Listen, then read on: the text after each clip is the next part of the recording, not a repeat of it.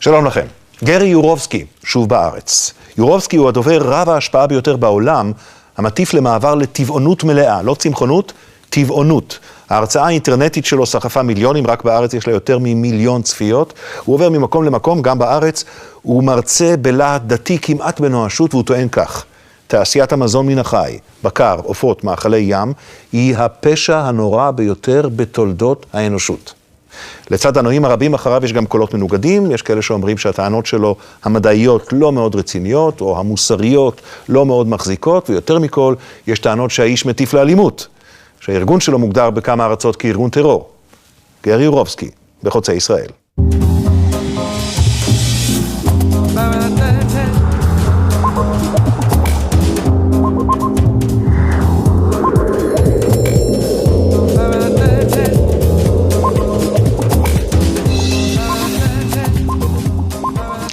Hello, Gary.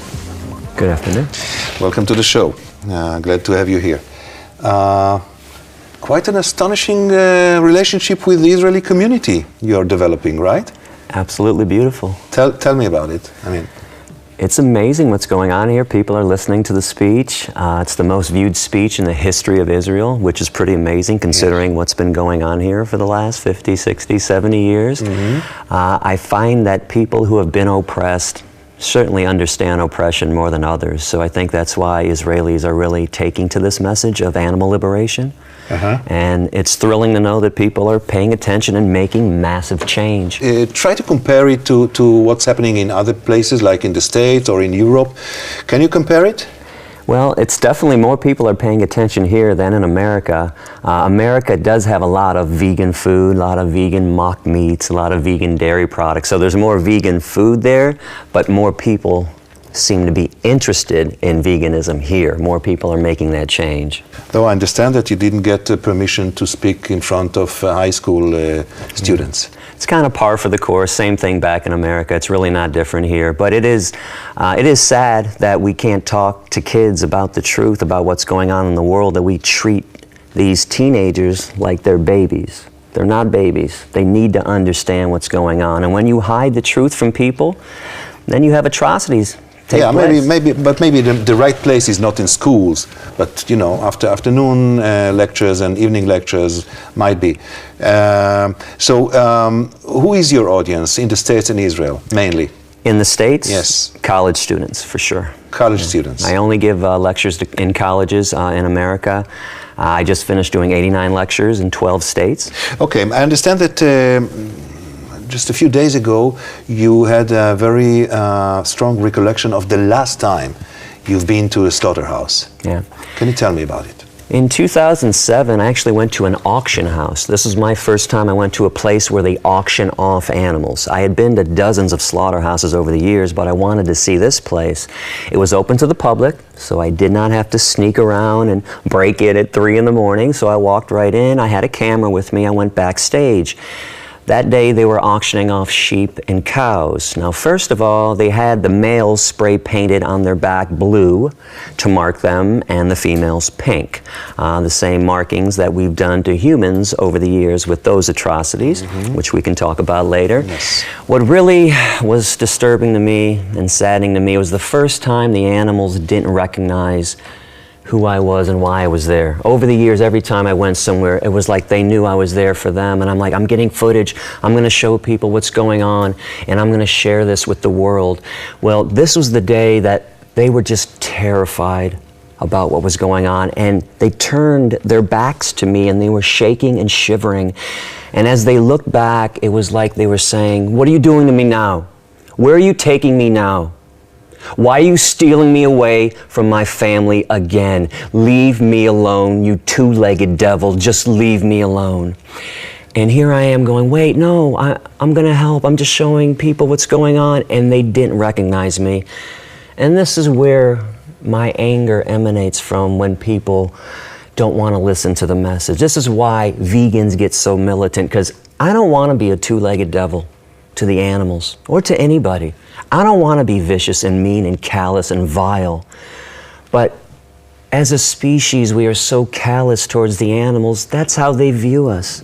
And it brings to mind a quote that made me go vegan way back in the day from a bishop from England, William Ralph Inge, I-N-G-E. In an 18th century sermon, this man said that we have treated our cousins in fur and feathers so horribly that beyond a doubt, if they ever formed an organized religion, the devil would be depicted in human form. That broke my heart the day I read it, and it still breaks my heart today because, again, they must look at us like we are devils. We cut things off their bodies, their horns while they're fully conscious, off the cows. We cut the beaks off of hens. We rip the testicles out of baby pigs when they're born. We torment them, put them on concentration camp trucks. We send them to slaughterhouses. They know what's going on. They're aware. They're conscious. They smell death and fear and blood in the air. We cut them up into pieces. This stuff has to stop. Over and over again, once and again, you go to ways of describing that we are used to hear concerning the Holocaust. Yeah. It's pretty sensitive around here, but you stand for it. Yeah. Isn't it over the top to use the Holocaust? The animal Holocaust was happening long before the Jewish Holocaust, during the Jewish Holocaust, and it's still happening today. I find it over the top that the Jewish Holocaust is compared to the animal Holocaust, because when you compare numbers, we're talking about 6 million Jews, and if you add up the other 6 million gypsies and blacks and Catholics and mentally retarded people, we're talking 12 million people were killed by the Nazis. In 1 year alone on this planet, 60 billion land animals, 90 billion marine animals are tortured, tormented, and killed in the world's most massive Holocaust. That's just in 1 year alone. In America today, 30 million land animals will be tortured and killed. Today, in 1 day? 1 day alone. Okay. That is a massive Holocaust. And Jews don't own the term Holocaust. I know Jewish people like to think it's our term, like black people like to think that they own slavery. And I have to admit that the numbers are more than impressive. But the moral argument is quite difficult, because one of my colleagues here asked you, were you to decide, Ilana Dayan asked you that, and I listened to your answer, and I want to go back there. She asked you, if you had a 3-year-old baby and a 3-year-old puppy, that you have to save one of them, would you choose? I think it's a horrible question to be asking somebody. And then I asked her back, would she save a black baby or a white baby? Would you save a Palestinian suicide bomber? Or would you save a flea? No. Because we act like human life is valuable, and it's not. Especially when you talk about mass murderers and rapists and Hitler and Himmler and Stalin and Idi Amin and Slobodan Milosevic and Muammar Gaddafi. I mean, is anybody going to save Muammar Gaddafi's life? How come people didn't come to his rescue when they pulled him out of a sewer and took a knife and shoved it in his anus? Nobody cares about Gaddafi, Osama bin Laden. This is so false. We are all speciesists. We think that animal life isn't valuable, and we falsely believe that human life is valuable. If I can further explain how unvaluable human life truly is. Do you know that if you took humans off this planet, the extinction of humans would benefit everything that exists, the animals, the forests, the air, the water, the mountains? We are completely not special to this planet. If you removed ants, this is how special ants are. The whole ecosystem would collapse without ants. And I know you've been following the news with bees. If the bees disappear, everything falls apart. This is how special and valuable bees are to the world. Where do we get off saying that we are valuable when all we do is destroy and torment and think that we're superior and we dominate others? And this is why you said you wish that people that work in slaughterhouses get slaughtered themselves, or something very bad happens to them? Listen, I wish evil on evil people all the time. And any sane person would do the same thing. Was anybody upset when the Nazi hunters went and tracked down Adolf Eichmann and brought him back here and killed him? So people that work in slaughterhouses, there's a party in the streets. are like Nazis? Sure. To their victims, they are. Really doesn't matter To what you, I think. to you. To me, yes, but most importantly to the victims. The victims don't see the people that killed Jews any different than the people who kill cows. And people that wear furs should be raped. I wish, listen, I certainly don't wish that they hit the lottery. I don't wish that bags of money fall from the sky and boxes of lollipops land in their laps. I wish evil things happen to evil people, but I want to be clear about this. Yes. I hope rapists get raped.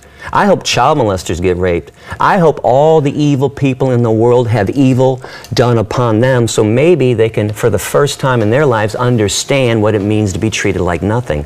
I don't understand why my wishes are worse than people's actions. People that eat meat, dairy, and eggs, people that wear fur coats, that support vivisection, that do vivisection, are the most violent people on the planet. I tell you why it's important, because maybe someone hears you right now and will take action which will be violent, which will be a murder, a killing. Okay, two things. Do you know when I made that statement? 1997. Okay, it's been 16 years and not one person has raped a woman in a fur coat because I wished it. All right. Okay, so let's not get into people taking my words that literally. It was my wish. It was my fantasy. And by the way, I also wrote 3 other lines about how rapists should be used in experiments, how rapists should be tortured and killed. How come people don't talk about those things that I say? Yeah. Nobody disagrees with my position on violence. They just only disagree with who I propose to be violent for. See, everybody thinks it's okay to kill Nazis on behalf of Jews, okay to kill a white slave owner on behalf of a black slave. But nobody thinks it's okay to kill a chicken murderer on behalf of a chicken. So that's the issue at hand, is why do we devalue the life of a chicken, and why do we value human life so much? Maybe because nature is full of species killing other species. It's also full of species not killing other species. 75% of the animals on this planet are herbivores. Of course. But why do we try to justify human behavior based on lion behavior or shark behavior? It's also unfair because nobody else wants to do anything else that lions do. You notice that convenient argument? We just want to do what the lions do when they eat antelope. No, the argument is it might be quite natural to kill animals. Maybe you should do it in the most humane way possible and like not exaggerate. Holocaust? What? Like a humane Holocaust? See, I we don't can't know. throw this word humane out there when we're talking about rape, torture, and murder. You can't put the word humane next to it. Doesn't work like that. That's not how the world works. Like if let's take for example some farmer far away, maybe far away in time, in the past, grows an animal, and the animal has a wonderful life, grazing and enjoying itself. And when the time comes, he kills the animal in a nice way, the nicest possible. This is not rape. This is not Holocaust. This is the way of life. Okay, so if I go and meet a woman at a bar, I buy her some drinks, I bring her some flowers, I take her back and put on some soft music, some Teddy Pendergrass, and we dance and we look in each other's eyes, and I slip her a date rape drug and rape her. Is that humane? Why not? She didn't feel a thing. See, because the act of rape is evil, okay? The act of murder is evil. You can't do it in a nice way. Okay, we have to stop thinking that there's a nice way. In fact, you know what the nice way to kill is? Not to kill. That's a nice way. That's the nicest way. Is it working? Do you think that the world is progressing in the direction you want it to progress in a pace that's efficient? Not quickly enough for the victims, but sadly, as you know, change is slow. It took 400 years to convince white people in America not to own blacks. You can see why this is taking so long. We can't even treat each other kindly. You can see why we have a difficult time treating chickens and pigs and cows and mice and insects with kindness. But as I bring this up, I want to let people know that the path to peace is through veganism. It is by, we can find peace on this planet by eradicating speciesism. Because this is the first form of hatred humans are taught. Racism, sexism, anti-Semitism, heterosexism, these are branches of hatred. The root is speciesism, because that's the first form of hatred humans are taught. When you're a kid growing up, you're taught, hey, be nice to the dog, be nice to the cat. But that cow, that chicken, yeah, he doesn't count. Just kill them, screw them. Be nice to the horse. Be upset when somebody poaches a rhino. Be upset if somebody cuts the fins off of a shark. Hey, but that turkey, kill him. It's Thanksgiving, it's a holiday. So the kid is confused growing up. So when we get down to talking about discrimination and why it's wrong, where it comes from, it all stems from that somebody looks and acts differently than you. If you taught a child growing up that, hey, just because that chicken looks differently than you do, that chicken has every right to live. That spider has every right to live, just like you do. How is that child going to grow up and look at a different person who's a different size, shape, and color? How is that kid going to look at that person in hatred, with violence? Speciesism, by eradicating that, we can bring peace to this planet. We have to take a break here. Short one. מיד נשוב.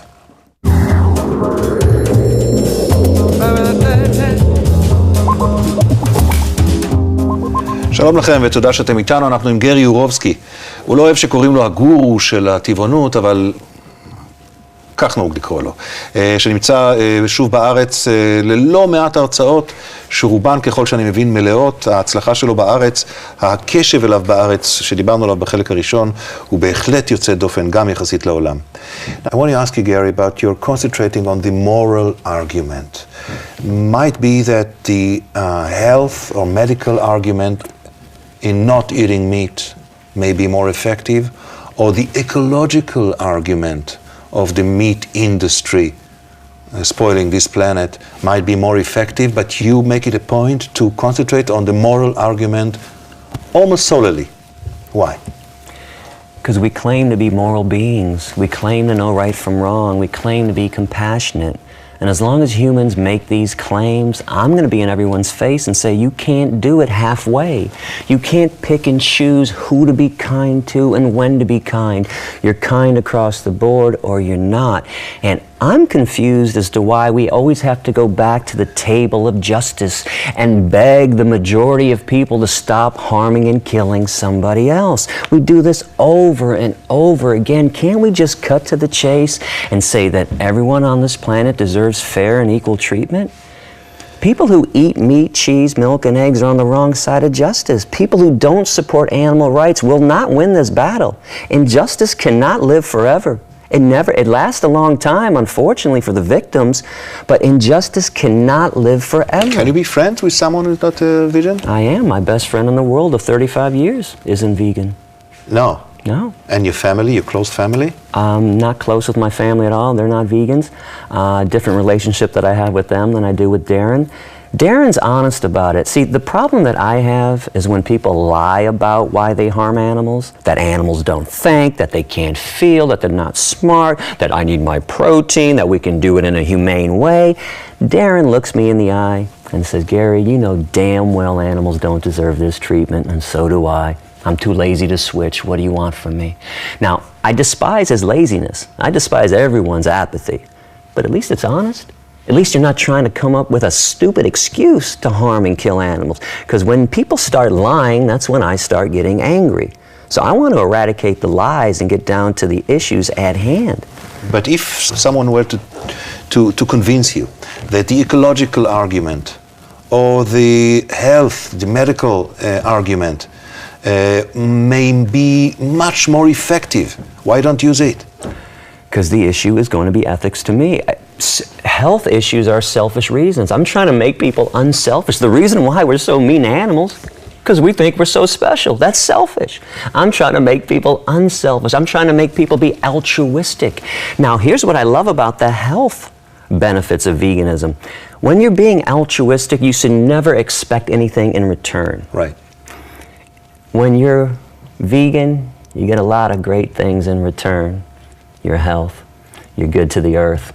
Because let's face it, the worst form of environmental destruction is animal agriculture. That's right. So there are some great benefits and kickbacks, but without a clear conscience, without mental health, we can't have physical health.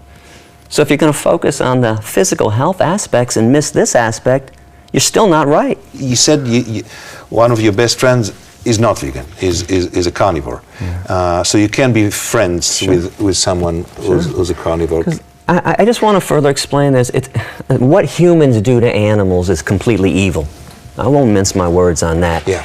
Individually, I mean, virtually nobody kills themselves, kills animals, themselves. So I know most people aren't evil individually. Most people can harm somebody else. If you put a knife in my hand when I was growing up, even though I ate meat, said, "Hey, Gary, go kill that cow," I'd be like, "You must be crazy. I'm sticking that knife in somebody else's throat." So we pay other people to do it. So I want to reach those people that are passively evil, that passively take part in this, and that's the masses. As a boy, back in Michigan, in the States, of a nice Jewish family, right? Was there something that could have told me that as a grown-up you'll be doing the things that you do? Not a chance. Not a chance? There's no. This is what's so bizarre about this whole I don't journey. mean only the meat eating. No. Yeah. Temperament-wise. Oh, well, I always had an authority problem. Surprise. Yeah. I always liked to buck the system. I was always kind of a rebel. I didn't like rules, especially when the rules were silly or unjust or they didn't make any sense. So were you one of these youths that get in troubles? Oh, every day at high school. I was in the principal's office every single day. Absolutely. I want a funny story too. I was such a troublemaker too. In our high school growing up, we had to sign up for our classes, but we were told over the 4 years you have to make sure you do this amount of math, this amount of English. Well, I despise math, so I never signed up for any math classes. I took extra English classes. I'm a speaker. I was always fascinated with words. So 2 weeks before graduation, Miss Jackson called me in and said, "Gary, I was going over your record. You haven't signed up for any math classes in 4 years. I can't let you graduate." And I said, "You want to keep me here for another year? That's fine with me." Now, mind you, I'm the troublemaker in the office every day, and she looks at me up and down.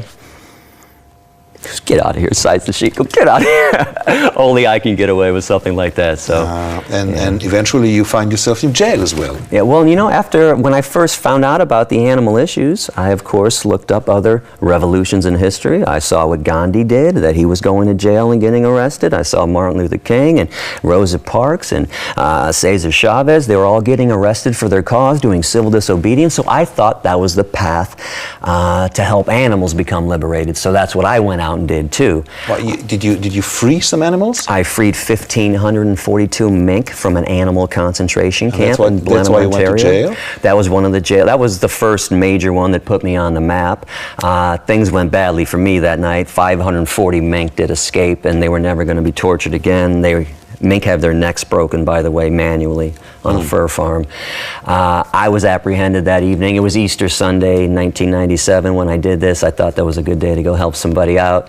I was charged with B&E, and I was sentenced to 6 months in a maximum security detention center. And even those prisoners knew that it was crazy that I was there, because when they started asking questions, they saw me on the news, and they said, "What are you doing here with us? You freed some rats, and you're here with us?" I said, No. I also caused $2.1 million in damage that night and put the mink murder out of business permanently, and we don't tolerate economic sabotage in our society because we don't worship God.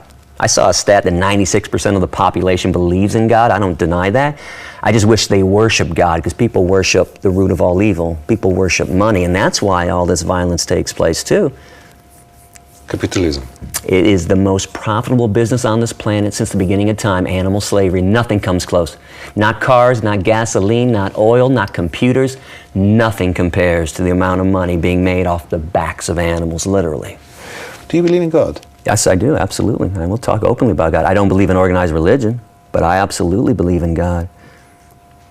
I believe in the Garden of the Garden of Eden. I believe in thou shalt not kill. I believe Genesis 1:29, God's first law is I give you seed-bearing plants for food. I believe that God created humans, animals, and the earth. Therefore, God is inside humans, animals, and the earth. Therefore, if you murder humans, animals, and the earth, you are murdering God. I notice that religious people love to worship things that we created in God's name. The Bible, the Quran, Stars of David, the cross, but nobody worships anything that God created. Animals, kill them. Kill him right now. Those horns on that cow, cut them off right now while that cow is fully conscious. The water polluted, the air polluted, the forest cut it down. Anything that God made, we destroy. Anything that we made in God's name, we worship. So my condemnation isn't about God, it's about what religious people do in God's name. Well, very glad you came to our studio. Thank you for coming. Thanks for having me. ותודה רבה לכם על הצפייה. להתראות.